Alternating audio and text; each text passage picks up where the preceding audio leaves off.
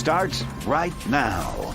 You heard it here. We've been telling you this week we are expecting a strong cold front in San Antonio. It won't be as extreme as last year's freeze, but families should still prepare for a hard freeze. Yeah, our Alicia Barrera spoke to one woman who says she's nervous about the winter weather, understandably, and hopes ERCOT and CPS Energy are prepared for the Texas-wide cold snap.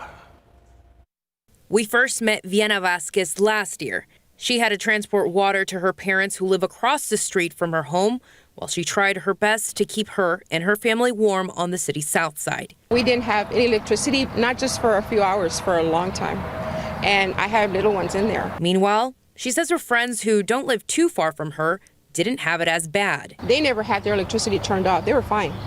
We were the ones over here hurting. I try not to be angry about it, but I don't really think Texas is prepared for low temperatures like that. However, in a statement to KSAT, CPS says they're better prepared after investing millions of dollars in protective measures of critical equipment in the last year, including, quote, implementing winterization initiatives to protect the plants, pipes, and other critical equipment. CPS has also added 155 circuits to rotate in case of state-mandated outages. ERCOT's interim CEO, Brad Jones, assures they've also winterized their systems, saying in part, quote, ERCOT will deploy all the tools available to us to manage the grid effectively during the winter weather, and coordinating with electric generators and transmission and distribution utilities, end quote. As for Vasquez, she says this time she won't trust the rollouts. If it gets to that point, we're just going to go to a hotel. I mean, that's the only thing I can think of.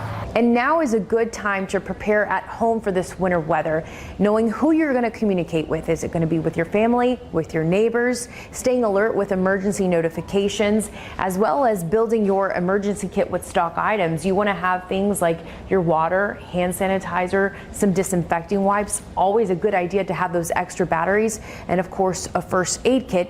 And you can also plan on KSAT for all the updates you'll need. Reporting Alicia Barrera, KSAT 12 News.